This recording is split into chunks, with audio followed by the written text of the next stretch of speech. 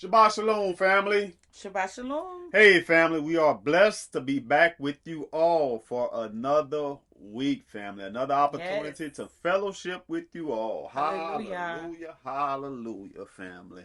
And speaking of another week, this week we got our faces on the cameras. Yes. Hallelujah. Hey. We are here. Hey, family. I know we had the image up last week and stuff like that. We saw that a lot of people was asking about us. But we just want to share that, family. And we've mentioned this in the past before, that we have to come to an understanding that at one point, family, it may be where we will not be able to show our faces. We say this all the time, too, at this ministry, right? That we always want the messages to be about Yahuwah. So when these things like that happen, just know that, man, Yah allowed that to happen, right? Right. For them not to show their face. So Most that's most important. So let me just focus on the message, and that's what we want to share with you all, family. That if sometimes we're not going to show our face for whatever reason, and again, last week that was Yah that made it happen like that, how it happened. So when those times like that happen, family, we just want y'all to understand that, hey, I'm gonna just focus on the message this week. Right. I know that my brother and sister are here. With I can us hear in it right in spirit. spirit and truth, right? I can hear their word. I can hear their voices. So I'm gonna just focus on the message today. So we just want to share that and we get it, right? We have that connection with you all. You like seeing our faces, our reactions, That's and how all we that. started. Right, that's how we started. But what we always say, right? This internet stuff may not always be here. Right. We may not always have access to the technology that we have now. So sometimes it may just be our voice. Right. So we have to get used to that. Right, and then we may have to switch over to a different platform. Right. We don't know. Right, where it won't be video. Right. Because in the next couple of years, we know there's some things that's going to be coming upon the earth. And so we just have to just trust the process, trust Yah, and just continuously just continue to keep going. You know what I'm saying? Trust in the process. That's it.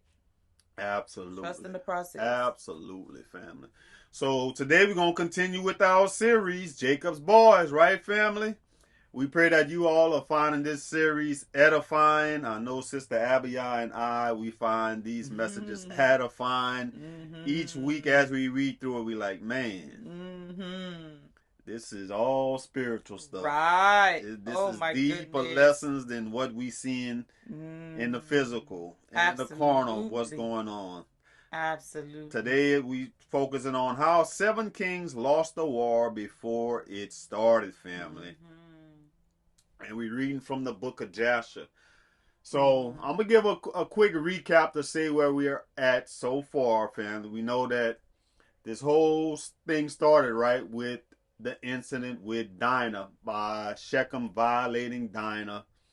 Then we know that Yahuwah gave Levi the vision to bring judgment upon Shechem, right, family? So Levi and Simeon went and destroyed all the males in their town, right? And what happened spread. The news spread like wildfire. It got to the king of what was it? Not Shazar. I forgot exactly who was the king. Which time? It went to King Yeshua. We was reading about him last week. I forgot what he's the king of, but it got to the king, right? So he assembled everybody. Let's go get those Hebrews. Let's go get Jacob and his sons. And we know what happened, right, family? Jacob prayed, Isaac prayed, and they say put fear in their heart, in their advisor's heart, and make them not go to war with my sons. And we know what happened. They retreated, right?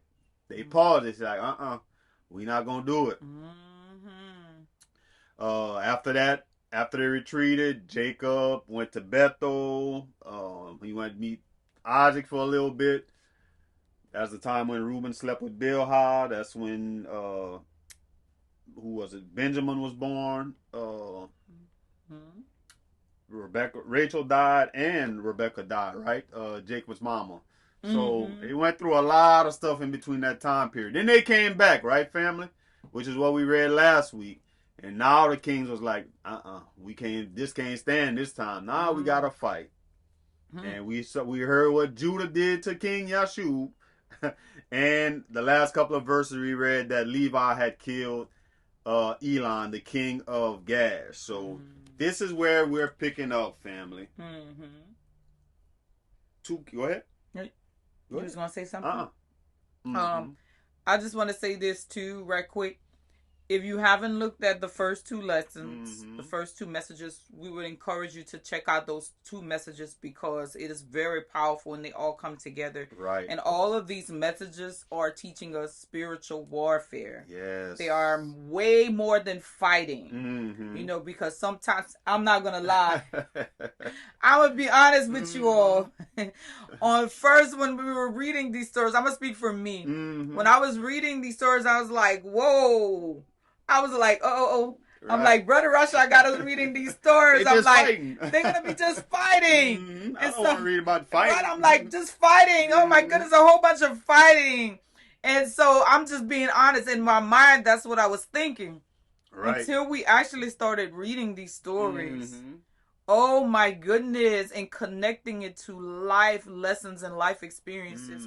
And even Brother Rashad too. Like one time we read and I was like, wow, they're fighting. I'm reading they're fighting, and I'm like, wow. And then I'm like trying to actually think about the spiritual aspect. And then Brother Rashad started, giving like the spiritual, and I'm like, wait up.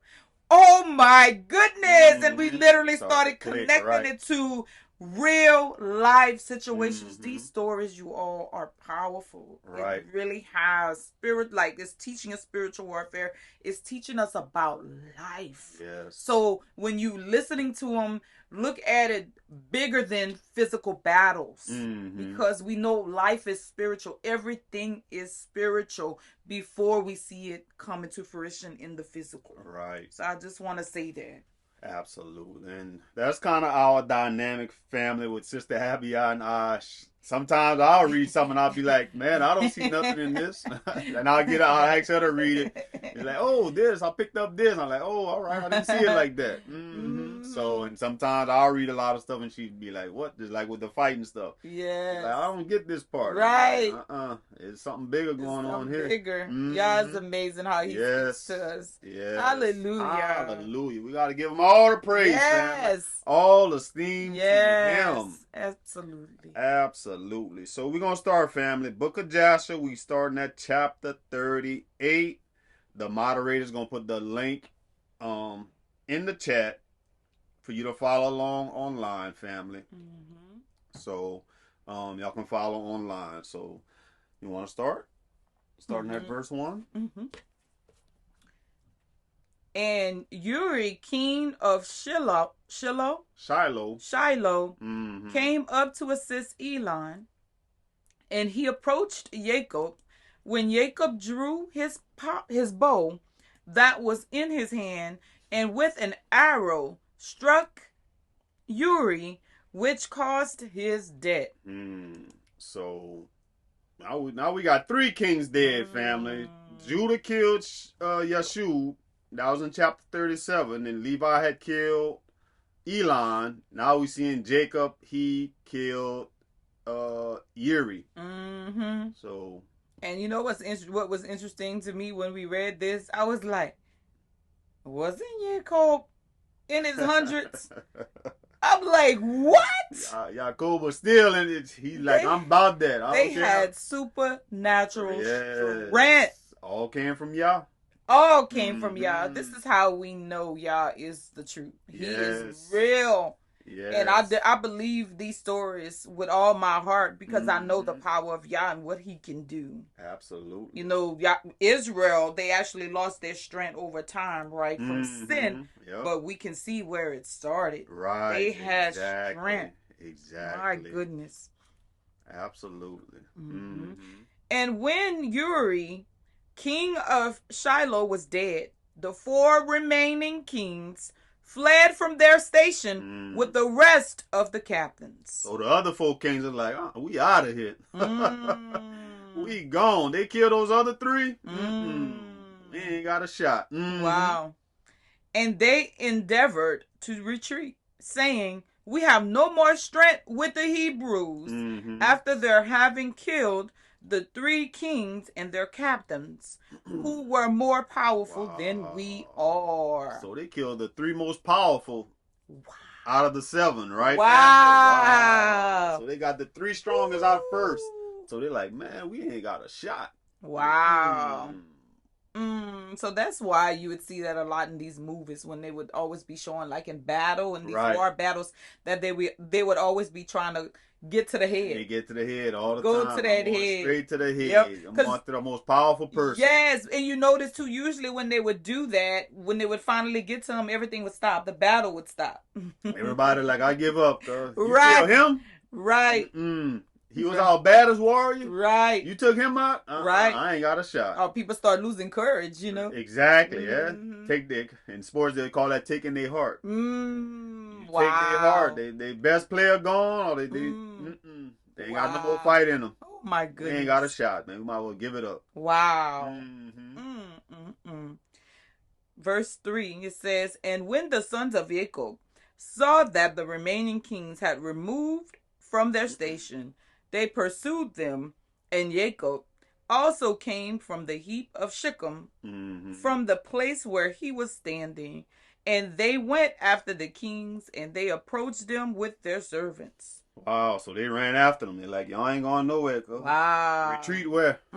Y'all not retreating. Right. And the kings and the captains, with the rest of their armies, seeing that the sons of Jacob approached them, were afraid of their lives and fled till they reached the city of Shazar. So they took off.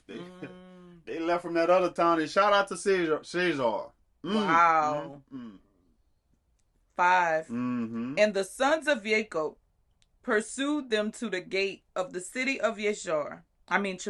And they smote a great smiting amongst the kings and their armies, about 4,000 men, and whilst they were smiting the army of the kings, Jacob was occupied with his bow, confining himself to smiting the kings, and he slew them all. Y'all hear that, family? Whoa. He was going back to saying how Yahuwah was 100-something years old.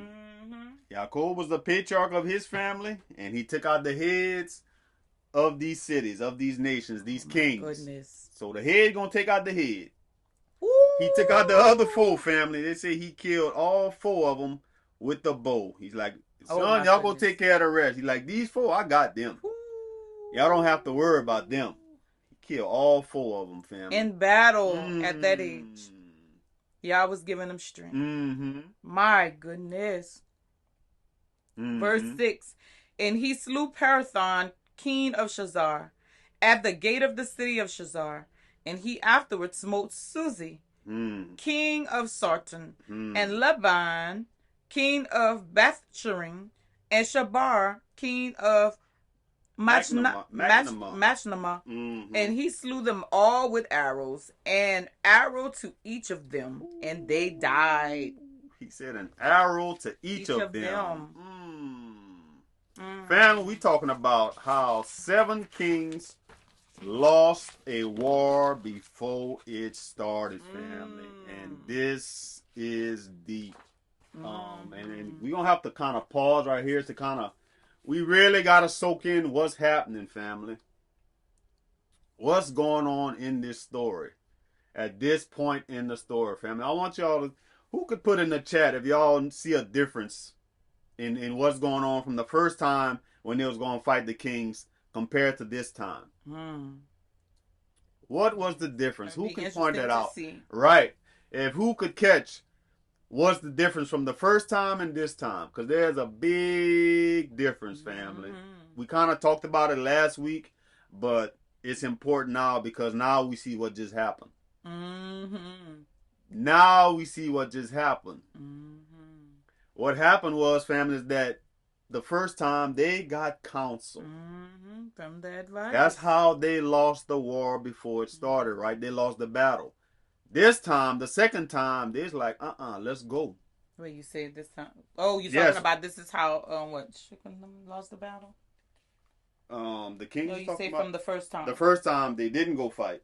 Right. They stopped, right. Right. because the advisors, they got counsel from their advisors on the first time, So right? But this second time when Jacob them came back, they didn't seek no counsel. Right. King Yeshua was like, y'all, let's go back. Jacob and his boys came back. Y'all, we fighting this time. We not seeking no counsel. We not seeking no advisors. Let's just go. And he rounded up those same kings without seeking any advice, family. No counsel. This is deep. Yes, and that is the difference, family. What the scripture says, Proverbs 11:14, it says, where no counsel is, the people fall. But in the multitude of counselors, there is safety, family. There is safety. Remember the first time, what they did? They sought their advisors. And listen to what these advisors did, family. We pay a close attention to what they did. The counselors, the advisors went down the line and said, listen, y'all listen to the story of these Hebrews. Abraham did this. Isaac did this. Jacob went through this. Wow. Pretty much just laying out their whole record. Like, these people is, let's go back to the sports analogy, right? Like, these people is 50 and old. They never lost not one time because their God was with them.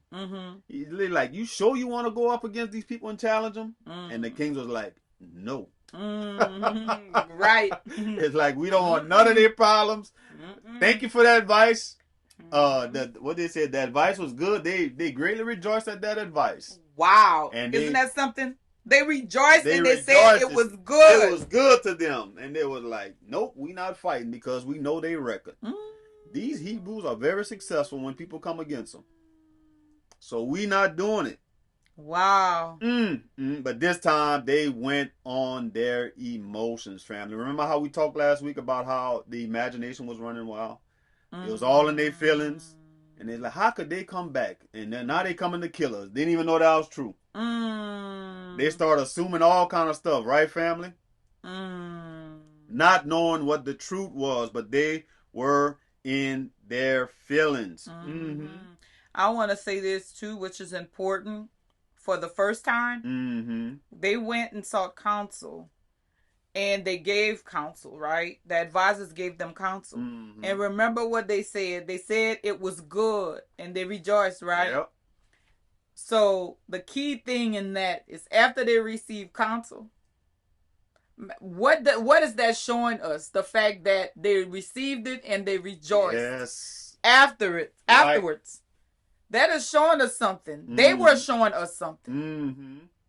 That is showing us that they listened. Yes, a key part of it, family. They listened. That's very important because not everybody that go and seek counsel will listen, right? Right. So they actually listened. They heard what the advisor said, and they said it is good, and they listened, and they Thank y'all. Let's move on to the next thing. Yeah, let's move on to the next thing. And guess what? Their life was spared. Their life was spared, Their life was spared at that time, family. So that's important, too. I had to share that. But Brother Rashad, Sister Abiah, that's some wicked kings. What you talking about counsel? They don't need counsel, family. What we always say, Yah's principles are the same. It don't matter if they wicked. If they following God's principles, is still the same. Just like it says, the gifts and callings come without repentance. Exactly. His principles is his principles. If a person has faith, whether they are a believer or not, if they have faith in something, they can overcome something because that principle of having faith. Exactly. It produces results, good results. And so that's just how it goes. So Yah's principles are from everlasting. Yes. Continue to keep saying that. Yes. It's the same always. Absolutely. Whether that's wicked kings or not, they listened to the advisors. They got results. Exactly. They were spared. And they went to the advisors. Exactly. He sought them out. He sought them out because, again, family, we got to remember that these are kings. They could have easily did it, right? Again, if we looking in the carnal, we outnumber them. They ain't got no shot against us, but they still sought counsel before they did it. They sought wisdom. And they was like, we not doing it. Right. Proverbs 15:22 says, without counsel, purposes are disappointed. Meaning your plans gonna fail. Oh my goodness. Your plans gonna fail without counsel. But in the multitude of counselors, they are established. Oh my goodness. In the multitude of counselors, your plans will succeed. This is deep, family. I don't know if y'all getting this. This is deep. This is deep. And I'm pointing this out at the beginning of the story because notice they was the first ones to die.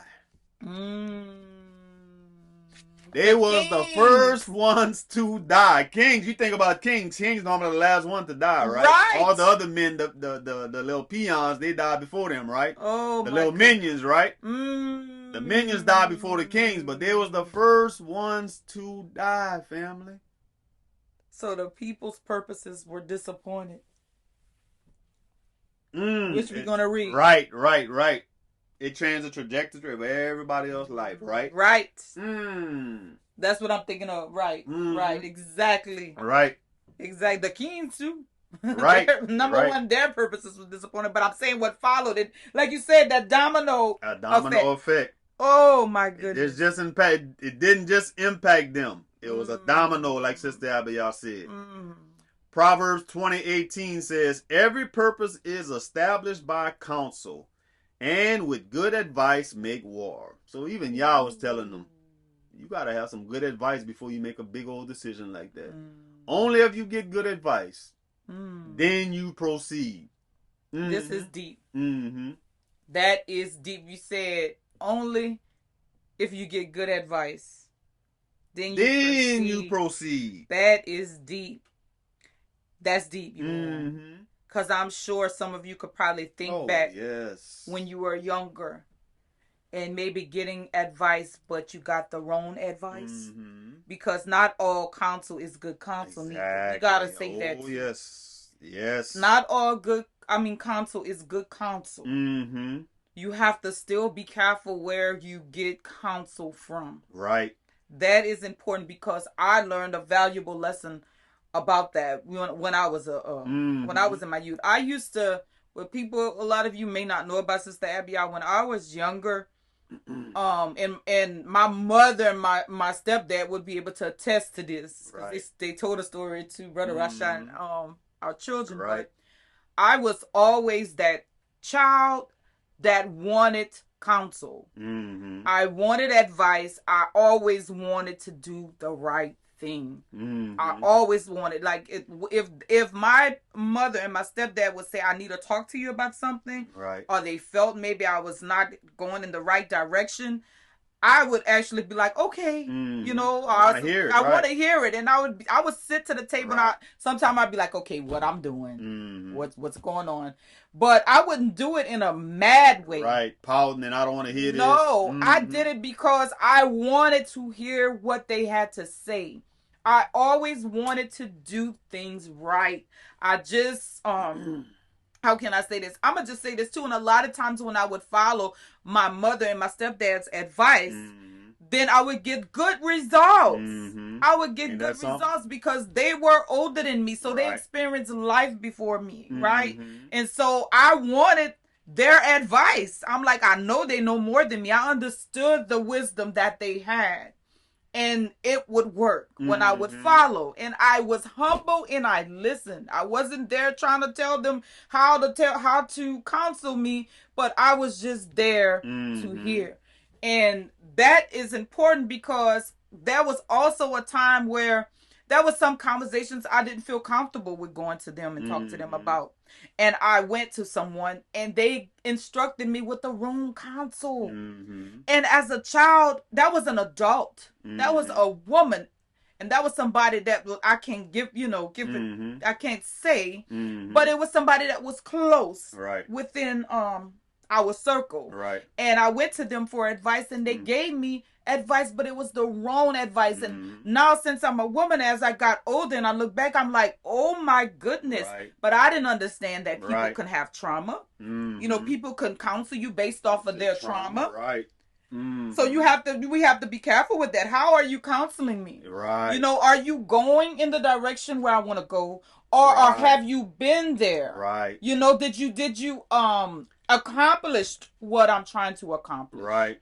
Were you successful at it? Were you successful at it? Or if you were not successful at it, or you counseling me based on that? Right, saying meaning don't make no mistakes. Don't make the same mistakes, because that's also wise counsel in that too. Yep. So I want to say that as well, but I have to share that with you all, because y'all put that on my heart to share. But that was not good counsel. Right. So I'm saying all of that to say it does matter who you go to for counsel. Right. But it also is a big it's a wise thing to do, to be able to seek counsel when you're looking to do certain things, or if somebody's trying to counsel you to help you and you know they're at where you would like to be, receive counsel. Right. Ultimately, y'all. Exactly, right. Exactly, because he's not going to lead you wrong. Right. But at the same time, y'all, he do put people in our lives, right, to steer us in the wrong direction. The example with the kings, to steer us in the right direction. Right. As the example with the kings, because when they didn't seek that counsel, when they didn't follow the history and get another lesson about the history of the Hebrews, that led to their destruction, right? Right. But I want to add how a lot of stuff you were saying was important, because, and this is the issue with that we deal with in ministry, right? Because in our position, we do a lot of counseling, right? And a lot of times when we do the messages, we like, man, we don't want to say a type of message, or we got to probably hold back, it's because very hard. Right, it's so hard, family, because we're in a position where, man, we don't want people to think that we talking about them. But I look at it like this: when I was young, whenever, even in my position now, right, I love to hear counsel, like what you were saying, how you love to hear it from your parents, right? I didn't get that type of stuff when I was coming up. I was the type of kid, I had to figure it out on my own. And I saw how it manifested as I was an adult. I was the type of person, jump in the air. That's a saying that I say. I was the type of person, I would jump in the air and build the plane. Pretty much saying, I'm going to figure it out as I go. Right. Not understanding that, man, it's best to receive advice from somebody that's already successful at it, that's already doing it. And that's like what you said. That person gonna steer you and say, you know what? Yep, that's a good idea what you're doing. But hey, avoid this, that, and the third. Right. You're on the right path, or you're not on the right path. Avoid this, avoid that. I would love to hear those type of things. Me, I was the type of kid, I would just be listening in the background, listening to the older people. I was like, man, I don't. Now it's calculating in my mind, like, they telling their war stories. I'm like, you guess what? I'm not doing that. That's how I would learn. Right. I would hear from what not to do. Right. Right. But you still would be listening. I would still listen to say, man, they went through that. Right. I don't want to go through that. Like certain jobs where we from, I'd be like, I heard the jobs that they was working. I'm be like, I'm not doing that job. I'm going to be away from my family all the time, and they got to go through this, that, and the third. I'm like, I'm not doing that. I'll find me something else to do. Right. Right. Oh, go ahead. No, I wanted to say this too. Which is, well, I just want to say this too. Yah has already put it on Brother Rasha and I's heart that now when we do the messages, we just let the Holy Spirit, we let Yah's Spirit lead. And so we know we letting His Spirit lead, then we don't have to worry about anything. Because His Spirit is always going to lead us on what to say, and we know we're not coming on here with any ill intentions. And like we say this multiple times, but even though we say it, you all, people still, because people go through convictions, they still sometimes feel like the message was about them. And sometimes, to be honest with you, if they feel like that mean that the message, I guess, was not about them from us, but the whole, that's what I mean, the conviction. That's what I'm talking about. But that's no way. We do not come on here, and we say this often, to talk about no one particular person in their situation. We wouldn't ever do that, because we know that Yah, is going to hold us accountable when it comes to those type of things. So just a lot of times look the messages that we're doing. That's what I was going at. It just falls that way. The principle is it affects everybody, family. Look at these wicked kings. That principle is affecting them. Yes. We didn't know about this and about the counseling and all that. We just following the story, reading it along as we go. Reading the story as we go. But we see the principle in it. Yes. When they followed counsel, they were successful. They was like, we gonna survive. Yes. When they didn't and they acted in let's go there too. They acted on their emotions. Yes. They acted impulsively. This is how the spiritual ties into all of this, because what we always say in our messages, when we read about the patriarchs of the 12, right? They all kept telling us when they got in their feelings, when they acted impulsively, when the spirit of Belial got in them, bad things happened. And that's exactly what happened here. Wow. They acted in their feelings. They acted on their emotions. They didn't seek counsel. Right. And they was the first ones to get it. They was the first ones that died, family. Right. Everybody we've read about in the scriptures, when they went for counsel and they got good counsel, they got good success. Right. That followed with it. Right. They just got good success because Yah's word is the truth. We're reading from his word that's telling us about counsel. And so his word, we know, is always going to be the thing that we're going to look at as what is the truth. Right. That's the truth. His word is true. Right. Absolutely. And when I was saying like how I learned over the years about, man, it's just learning stuff as you go, and I'm going to figure it out as I go. That's not the way, family. I had to learn. Sister Abby used to tell me all the time. She's like, let's get some advice. She used to tell me that all the time. I'd be like, no, let's just do it. She'd be, let's learn first about this. Let's meditate on it. Right. Let's seek more counsel about this. Sister Abby is not the one to just jump right. in. Yes. But I've learned over the years that that's the best way. Over the years, yes. But on first, I was like, yes, when we were in our youth. Right. Let's go. Let's just do it. Because Brother Rasha and I have been together since our youth, Right. We've been together for a very long time. Right. But again, Judah called it what? Sin of youth. So you learn as you get older that. Right.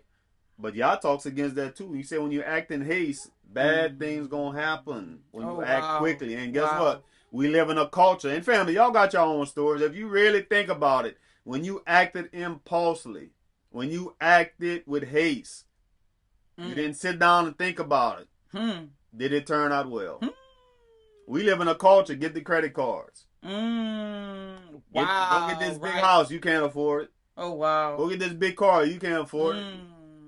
That's very true. Go eat fast food, right? That's not the best food for you. Right. But you're going to get it now. Right. So this world, right. This world is in opposition of y'all, family. So sometimes we got to sit back and say, let me meditate and then think on this, because this is a big decision. Absolutely. And again, that's important too when you said who you're getting the counsel from, because if not, they can lead you down the wrong path. I think for myself,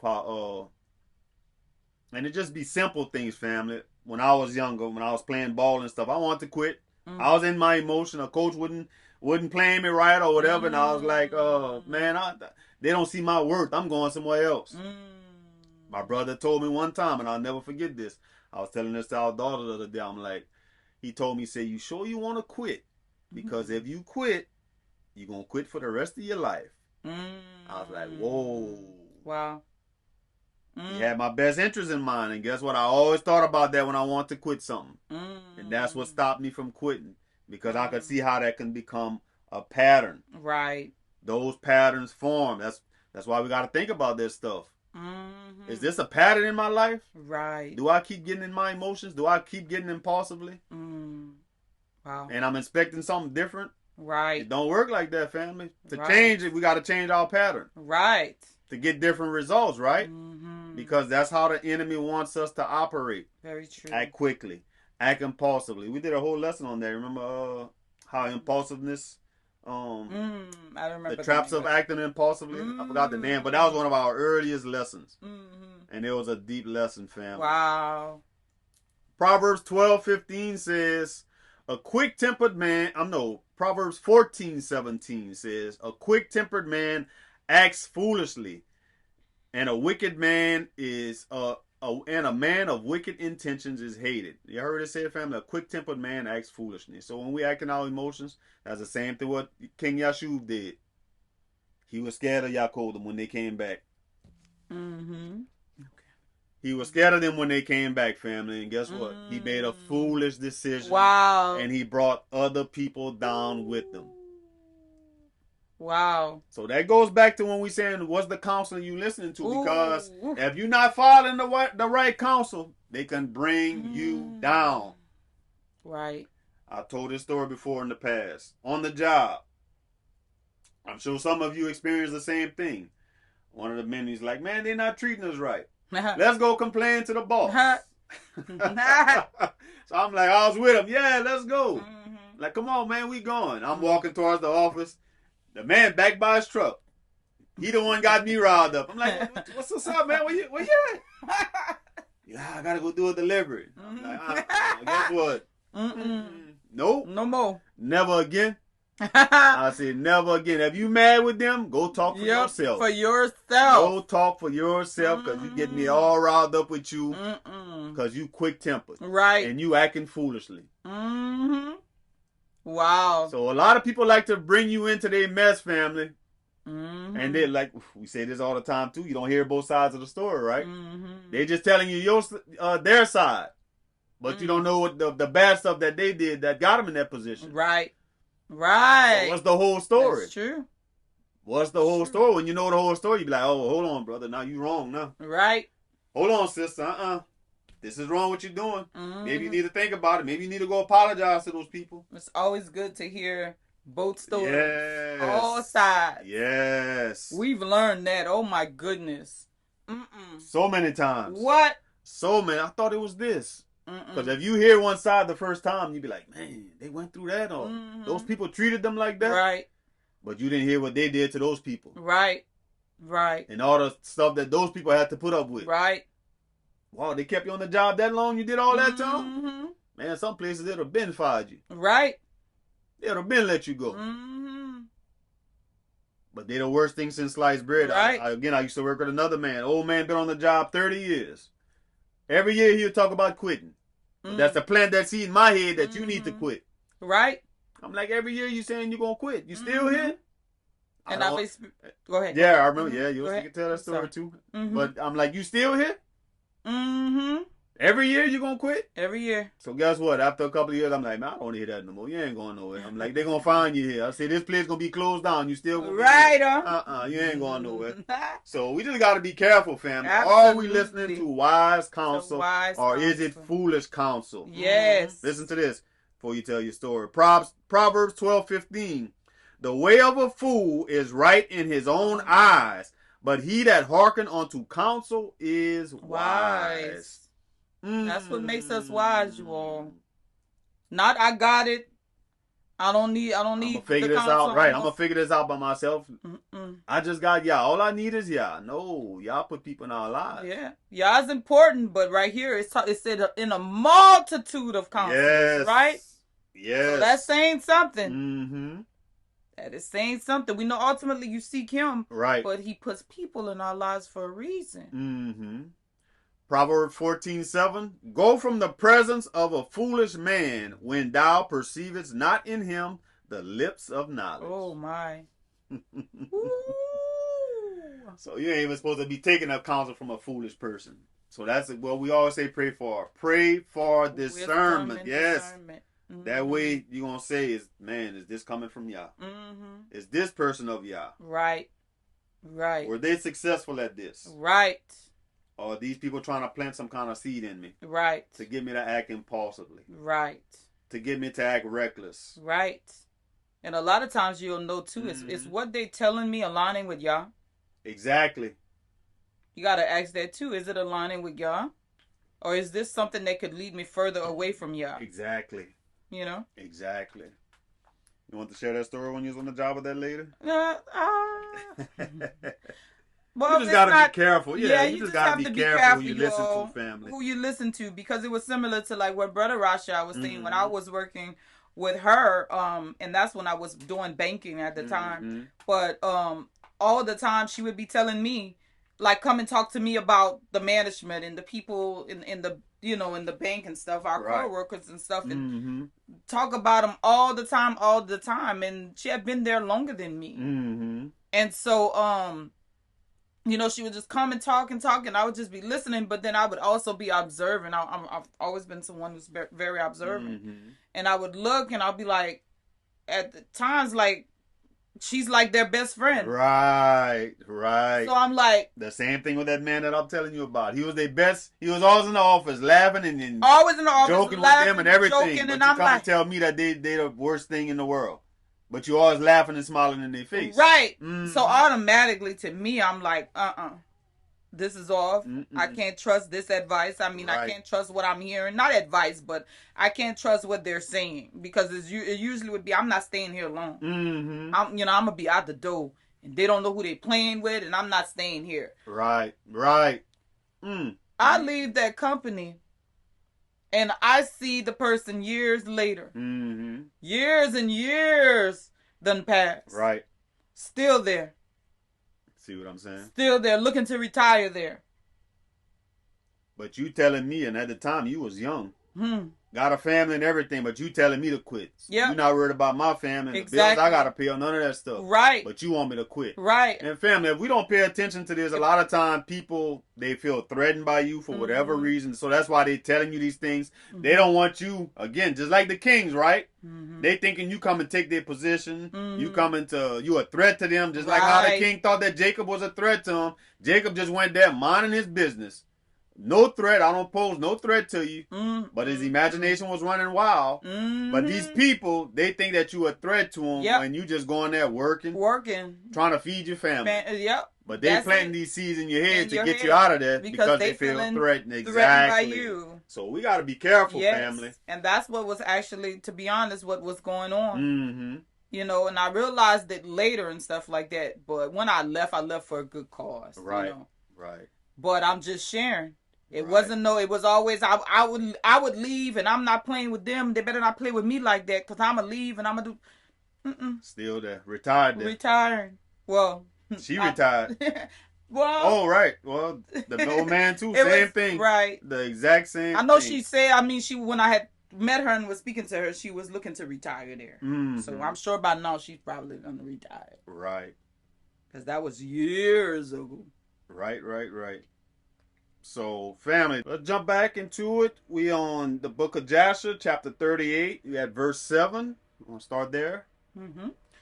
And the sons of Jacob, seeing that all the kings were dead, and that they were broken up and retreating, continued to carry on the battle with the armies of the kings opposite the gate of Shazor. Mm. And they still smote about 400 of their men. Mm-hmm. And 3 men of the servants of Jacob fell in that battle. Mm. And when Yahuwah saw that 3 of his servants had died, it grieved him greatly, and his anger burned within him against the Amorites. So we see out of Jacob's crew, only 3 men died, right? Mm-hmm. 3 of his servants. So they took losses too, family. Right. They took losses too. Mm-hmm. But one thing I'm noticing too throughout everything, even though like in those situations when they took the losses, that Yah, they would always go to Yah. You know, Yah was always the source for them. So that's important too. Right. Verse 9, it says, and all of the men that remained of the armies of the kings were greatly afraid of their lives. And they ran and broke the gate of the walls of the city of Shazar.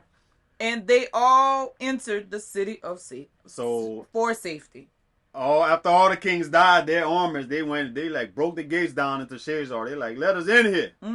They fled for safety, family. But we seeing the domino effect of what happened, right? Now their men are suffering. Now the men running for their lives. Because of their decisions, family. Wow. Mm-hmm. Verse 10, and they concealed themselves in the midst of the city of Shazar. For the city of Shazar was very large and extensive. And when all these armies had entered the city, the sons of Jacob ran after them to the city. Mm-hmm. And 4 mighty men, experienced in battle, went forth from the city and stood against the entrance of the city, with drawn swords and spears in their hands. And they placed themselves opposite the sons of Jacob, and would not suffer them to enter the city. Verse 12. And Naphtali ran and came between them, and with his sword smote 2 of them, and cut off their heads at one stroke. If y'all don't know about Naphtali, I kind of touched on it when we read his testament, right? He, out of all the brothers, he was the fastest. I think one of our sisters that said it said in the book of Joshua 2, we're going to get to it. He said he ran so fast that his a blade of grass never bent when he ran over it. So that's how fast he was, fam. My goodness. That's like some superhero Flash type stuff. What? Family, he ran between them and killed both of them with one stroke. That's fast. Oh, yeah. That's fast. What? Usain Bolt ain't got nothing on that brother. Right on. Carl Lewis.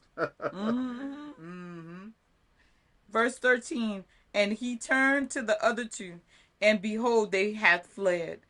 And he pursued them, overtook them. Okay, outrun Naphtali. Smote them and slew them. And the sons of Jacob came to the city and saw, and behold, there was another wall to the city. And they sought for the gate of the wall, and could not find it. And Yahuwah sprang upon the top of the wall, and Simeon and Levi followed him. And they all 3 descended from the wall into the city. And Simeon and Levi slew all the men who ran for safety into the city, and all the inhabitants of the city, with their wives and little ones. They slew with the edge of the sword. Wow. And the cries of the city ascended up to heaven. Wow. Verse 16. And Dan and Naphtali sprang upon the wall to see what caused the noise and lamentation. For the sons of Jacob felt anxious about their brothers, and they heard the inhabitants of the city speaking with weeping and supplications, saying, Take all that we possess in the city and go away. Only do not put us to death. So those people was begging for their lives. They're like, y'all just take what y'all want. Wow. Y'all leave us be. Y'all just leave us alone. Let us live. Wow. And when Yahuwah, Simeon, and Levi had ceased smiting the inhabitants of the city, they ascended the wall and called to Dan and Naphtali, who were upon the wall, and to the rest of their brothers. And Simeon and Levi informed them of the entrance into the city. And all the sons of Jacob came to fetch the spoil. And the sons of Jacob took the spoil of the city of Shazar, the flocks and herds, and the property, and they took all that could be captured, and went away that day from the city. So I'm going to read the next verse. So, family, we just got to picture in our heads what's happening here. They random, they kill, what's his name? Yeshua in Shechem, right? The other kings, like, they kill Yeshua, they kill Elon, and one of the other kings in Shechem. When the other folks saw it, they like, we out of here. They took off to Shazar. The brothers chased them to Shazar, family. This is all in the same day. We talked about this, a week or 2 ago. Family, you fight for 10 minutes, you tired. You tired. Oh, yeah. 15 minutes, you tired. You done. Oh, yeah. You got to go to the emergency room. Right, you got all kind of bruises. What? You can barely move. They did this all in one day, family. Woo. One day. A handful of men fought armies. Wow. Then, verse 19? It says, then they went from Shechem to Shazar, killed all the people in Shazar, killed the armies in Shazar, took the spoil, everything. People begged for their life, so they went on, right? So they're like, we out of here. Verse 19, and on the next day, the sons of Jacob went to Sartan, and they heard the men of Sartan who had remained in the city were assembling to fight with them for having slain their king. Sartan was a very high and fortified city, and it had a deep rampart surrounding the city. And this is what I want us to make note of too, that notice how each of the kings that they fought, they cities, now the cities have to pay for the sins what the king did, right? For their decisions. Bye. king was already dead of Sartan. The sons was Jacob boys like, they come and fight. We hear they want to fight with us because what they did to their king. Let's go meet them. Let's go pay them a visit. So they went to Sartan next, family. The very next day, they like, we're not even resting. Wow. We're not even resting. We go on the next day and meet them.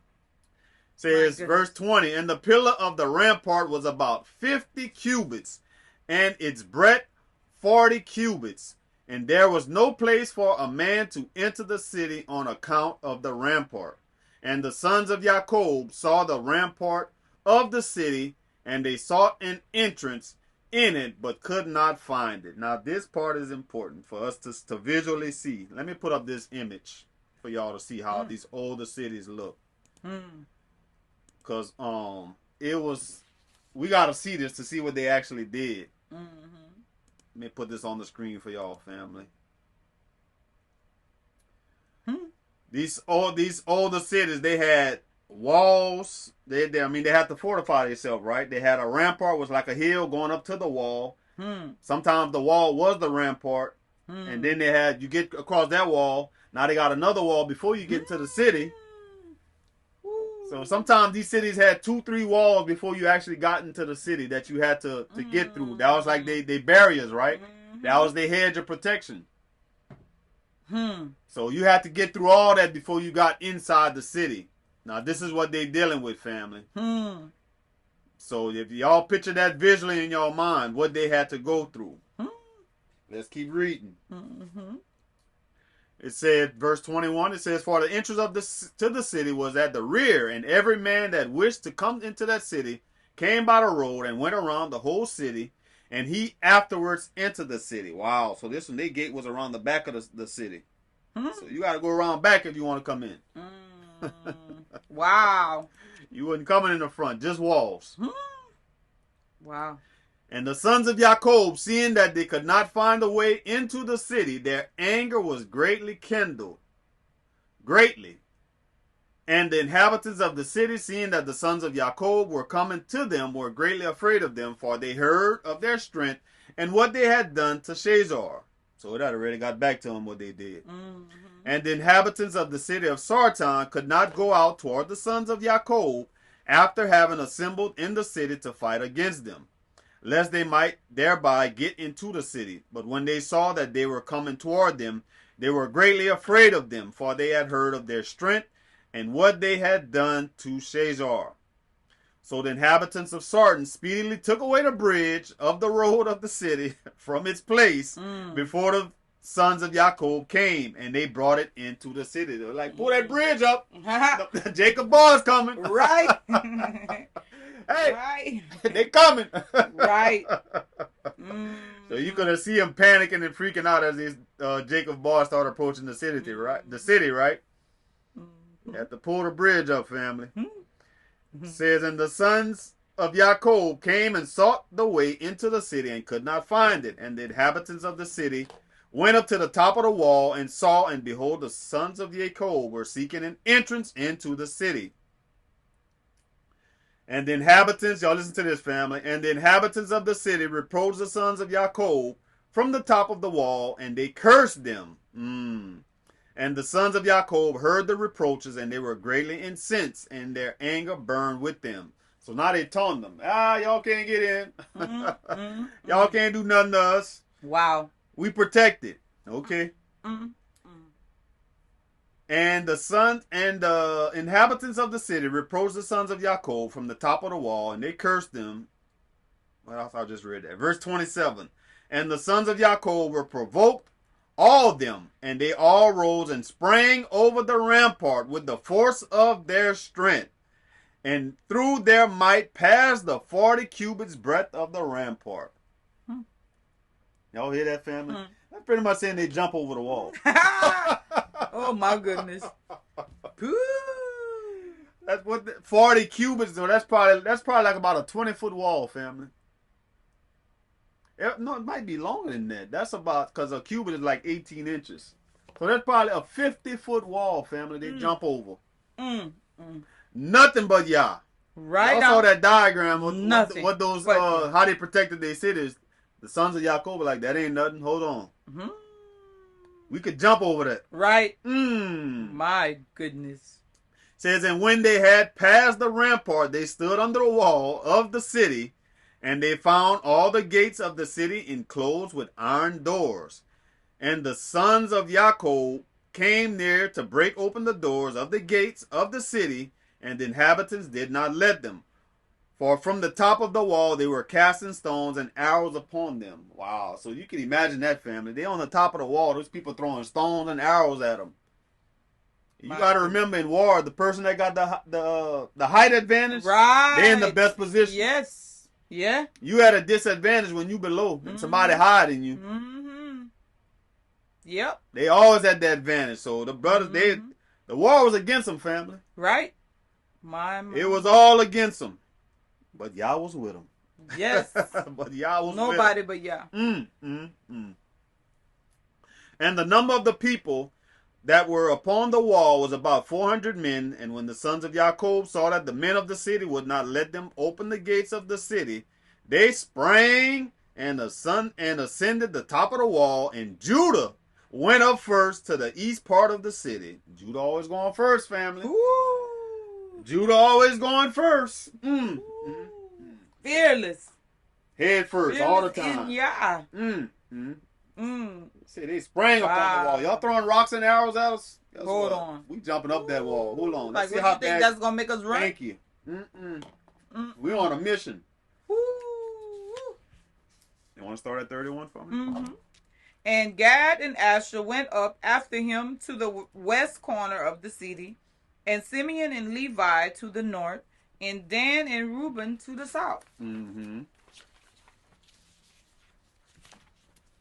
the men who were on the top of the wall, the inhabitants of the city, seeing that the sons of Jacob were coming up to them, they all fled from the wall, descended into the city, and concealed themselves in the midst of the city. So they're trying to hide. Wow.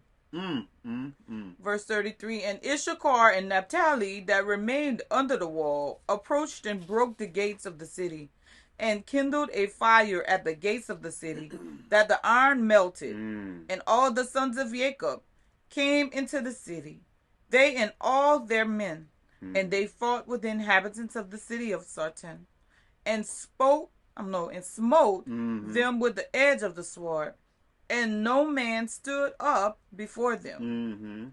And about 200 men fled from the city, and they all went and hid themselves in a certain tower in the city.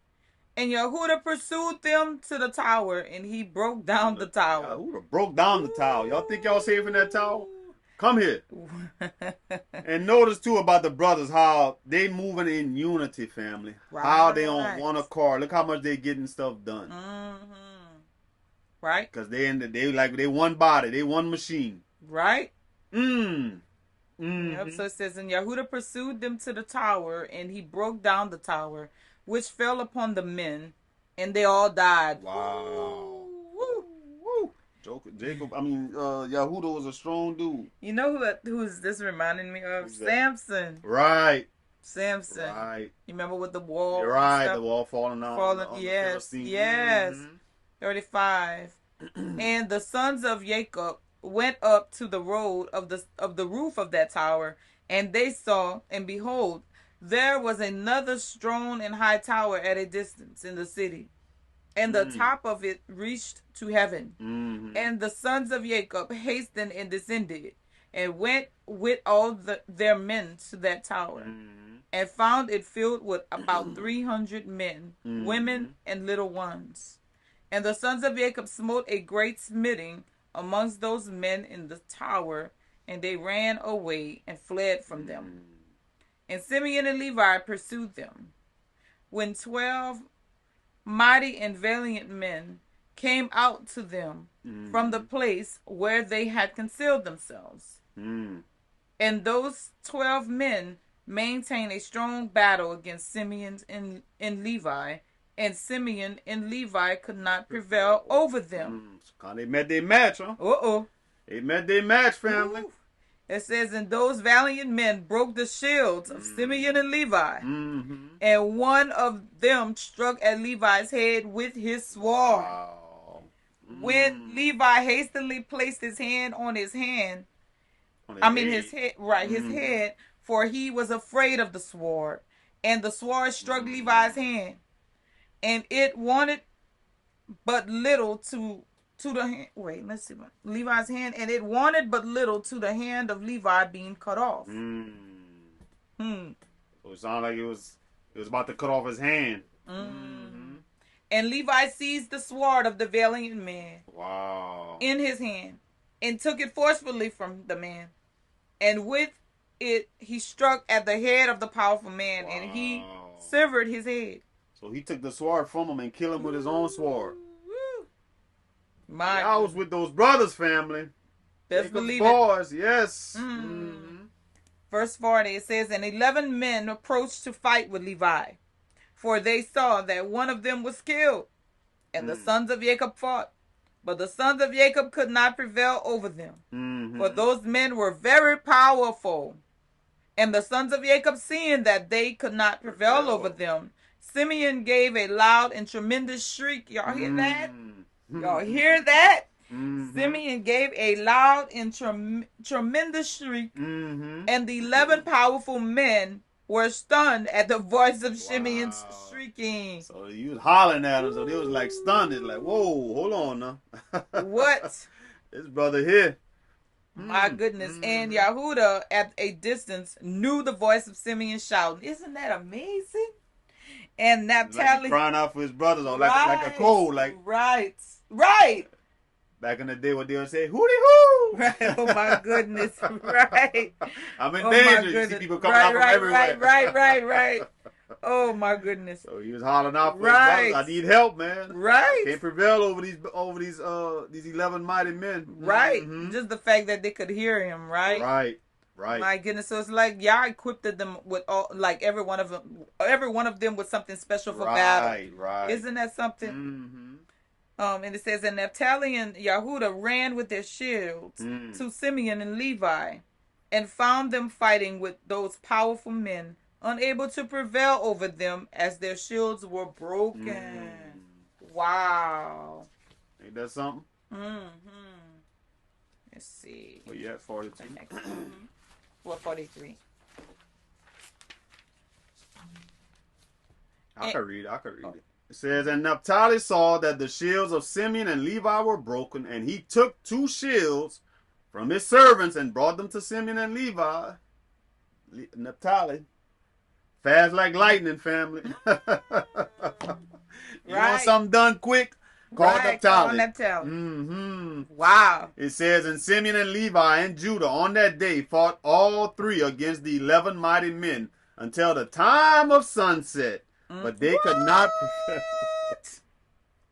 Oh my goodness. Yesterday they were just fighting all day. They fighting again today till sunset.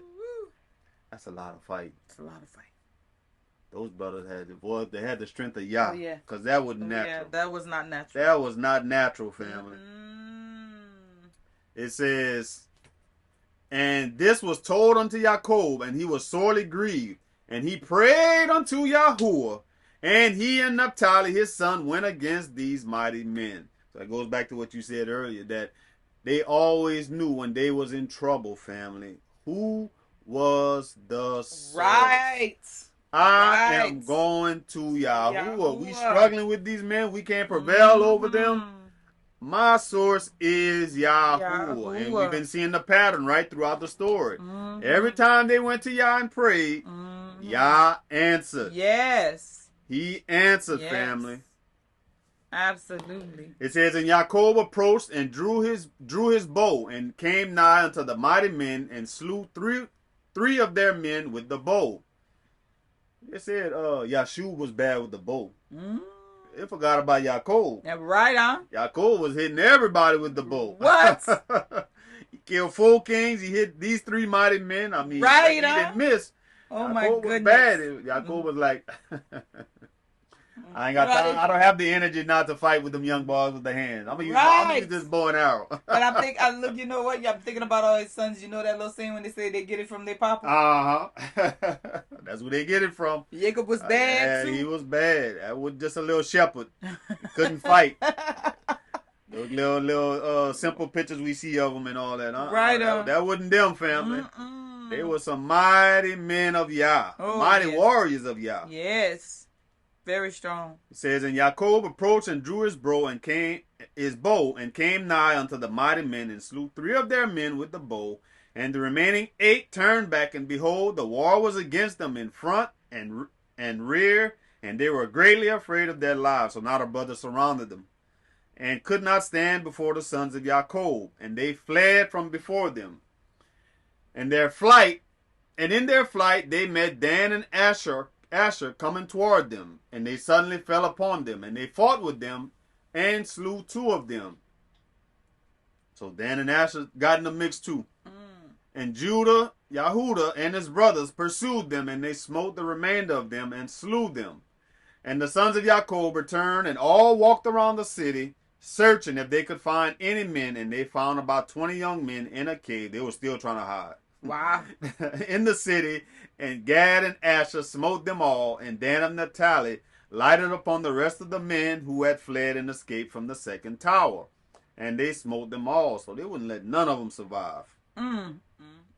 They wouldn't let none of them survive. None of the men for sure. Right. Says, and the sons of Jacob smote all the inhabitants of the city of Sartan, but the women and little ones they left in the city and did not slay them. And all the inhabitants of the city of Sartan were powerful men. Listen to this, family. 1 of them could pursue 1,000, and 2 of them could not flee from 10,000 of the rest of men. So the men of Sartan, they weren't no pushovers, fam. But they wouldn't have matched for Yah's mighty warriors. Oh my goodness. Not for Jacob's boys. Says, and the sons of Jacob slew all of the inhabitants of the city of Sartan with the edge of the sword, and no man stood up against them, and they left the women in the city. And the sons of Jacob took all the spoil of the city, and captured what they desired. And they took flocks and herds and property from the city. And the sons of Jacob did unto Sartan and its inhabitants as they had done to Shazar and its inhabitants, and they turned and went away. So, family, it's going to get deeper and deeper as we continue to read, family. Remember, all of this happened in 2 days so far. My goodness. 2 days. They done killed probably about 30,000 people. I think last week they said 18 or 10. It's a lot. I know it's a lot. What? My goodness. But like what you said, they knew where their help came from, family. And that's how we got to look at it. Absolutely. That's how we got to look at it. But we can't fall prey to the enemy and his tactics. This is where the spiritual component come in, family. Right. We're talking about was the counsel that we getting, because this all started from them not seeking wise counsel. Right. Now we seeing the domino effect. Right. So we got to ask ourselves, when was the last time we made a decision without seeking Yah's counsel? For us as believers, right? Right. When we making hasty decisions. Right.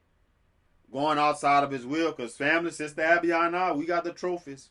Making fast decisions. It didn't work out. Right. We never always been where we are today. And we still learning and growing every day. We don't always want to, ever want to claim that we are there yet. Right. No one is. Right. You know.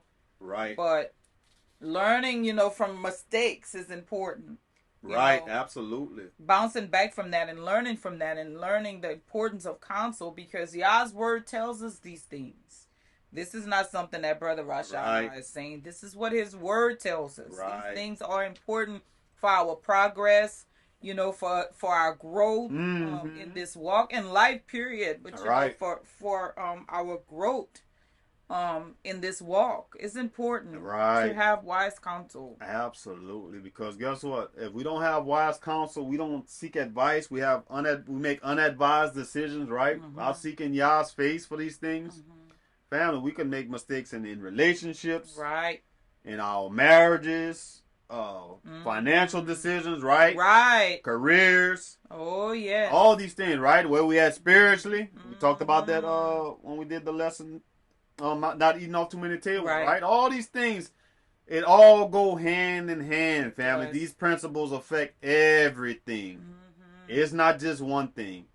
What we said, it's a domino effect. Right. One domino gonna knock over the other one. Right. And remember what I said too at the beginning. It's not just seeking wise counsel. It's listening too. That's important too, because we read that at the beginning. Well, for the first time, the first war, we read about the kings listen to the advisors. And that's how they seen success. They were able to live at that time. Right. It's the second time when they didn't seek no counsel. Right. They wasn't even trying to listen to nothing. They was like, the only thing they were listening to is their imagination. Exactly. And then the devil good at playing with your imagination.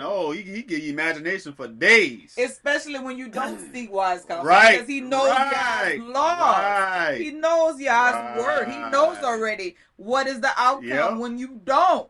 So that's like he having a field day with that. Yes. He's just like, I gotcha. And that's deep what you said, because when you say he knows Yah's law. So a lot of time when he running through your imagination, he gonna hit you with the word. Oh, you see the word say this. It could be something completely off that don't go along with your situation. And you could think that is right. Right. But if you don't have that wise counsel to say, no, the word. Right. Listen, look at this part in the word. Right. The adversary told you this part, but no, the word say all of this stuff. Right. So you need to listen to this stuff. And that's deep too, because we was talking about this earlier, about the advisors. If we really think about what the advisors did, family, the kings wasn't looking at it like such, right? The advisors, they came at it from another viewpoint. The kings were looking at it. These are this is one little family. We ain't got to worry about them. We could take them out. The advisors came to them with a whole different viewpoint. That's the purpose of seeking wise counsel. Wow. Somebody gonna give you a way better viewpoint.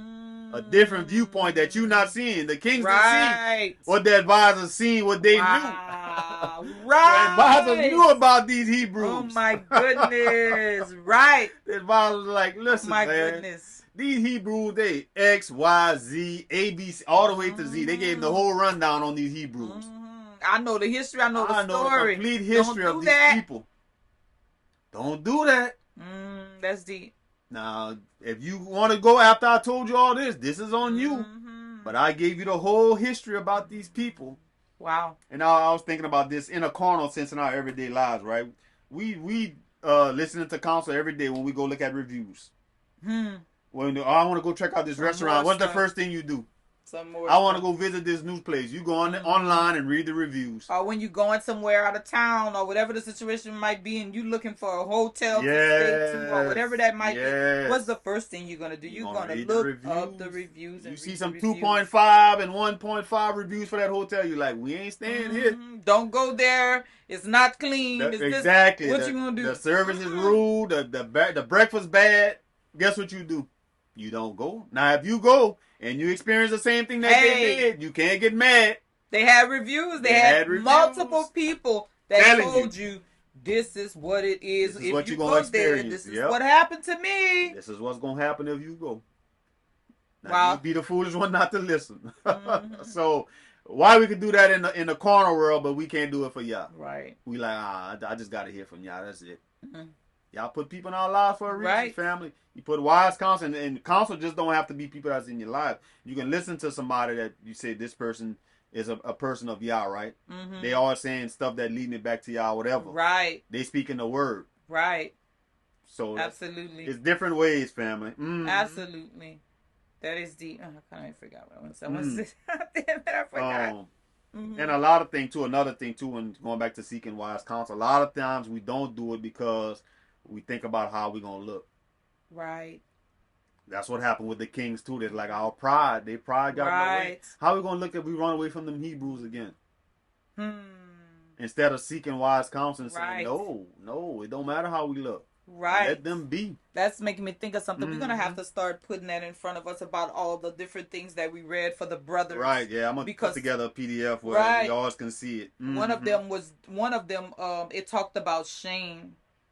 and it was talking about how it's important to bring things to the light, because sometimes I was thinking about that when you were saying that people like they feeling like they're going to be judged, so they hold back from sharing. But it's in that you get a breakthrough. Yes. Because the enemy, now I understand you got to watch who you share with too. You have to watch too. You can't share with everybody. You got to be wise about that. Interest, right.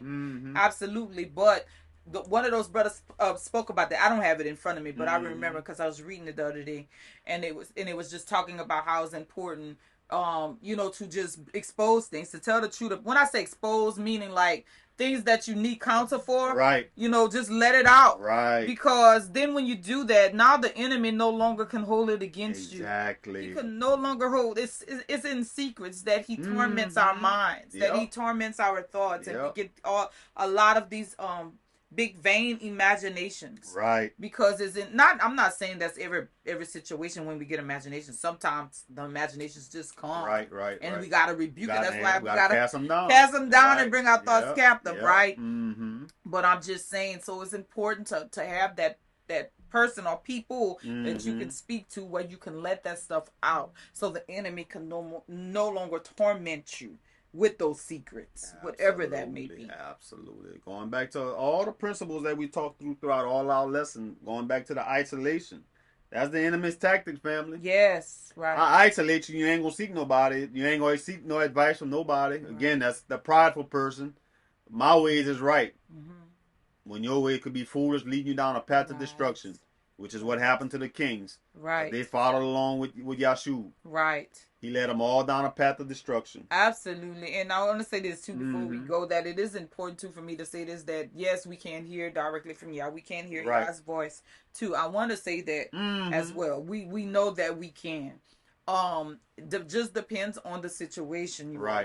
But I'm talking about if you're drowning, or if you're going through a situation where you know what, this is a big life decision. Right. It's a decision that if I don't make the right decision, it could have a cost lot me of consequences. Right. That's what happened with the kings. They went to Look who's suffering now. Right.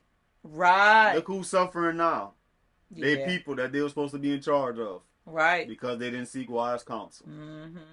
So that just don't apply to kings, family. Right. That applies to each and every one of us. The principles is still the same. It's still the same, family. So that was our lesson, family, for the day. We pray that it was edifying. We're thankful for all the moderators for dropping the links in the chat, family.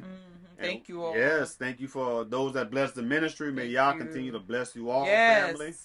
And we're just going to keep going along and learning about the patriarchs, family. This was straight from Yah that put this message on our heart to share while reading this story. We didn't even know that it was going to even be about this. Just a carnal person, whoever read this before, they like, I ain't saying you carnal neither, but I'm just, Sister Abigail, she read it. Right. She like, man, this is just fighting. Right on first. Right, but no.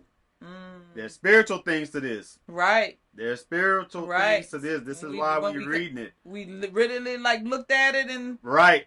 Well, and again, it happens to the best of us. Because a lot of times, I read messages sometime and I don't see nothing. So the Holy Spirit got to speak, family. Right. The Holy Spirit has to speak, family. Ain't that the truth? The Holy Spirit got to give it to you. Without it, you ain't you ain't going to see it. You're not going to see it because you're going to be like, man, I don't see nothing in this. What is it? What are they talking about? Right. Like I said on first, I'm like, this is fighting. What the hell? Just cut off his neck. Ain't nothing. What's spiritual about that? So you start reading and you're like, whoa, and start seeing what they doing and plotting. Like how did all of this start to begin with? And then putting it all together. Okay. Now it makes sense. Hallelujah. Yes, exactly. For understanding. And we go another level deeper. Ain't nobody ever corrected Shechem, so it was unrighteous on their part for what he did to Dinah. Right. So y'all already starting from behind. Some more stuff. Y'all already starting from behind because y'all defending some unrighteousness. Right. They'd have defended that. That would have been over. That would have been a done deal. Everybody would have been at peace. Absolutely. So family, we pray that y'all have a blessed rest of your Shabbat. And if we don't talk to you all during the week, family, we're going to talk to you all next week, family. Love you all. Love Shalom. You.